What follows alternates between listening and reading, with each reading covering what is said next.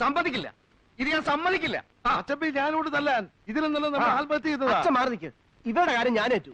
അതുങ്ങളെ തല്ലിയ ചത്തുപോന്ന് പറയടാ. ചത്താക്കാരി അവര് നോക്കിക്കൊള്ളു, അമ്മ ഇടപെടണ്ട.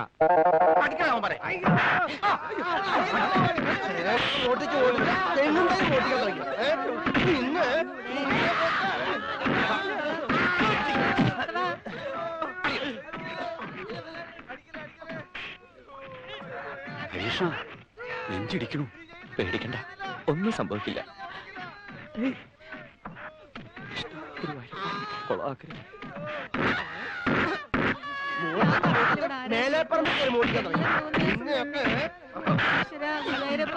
ഹരീഷ്ണം വന്നു, അമ്മ ഹരീഷ്ണം വന്നു. മോനെ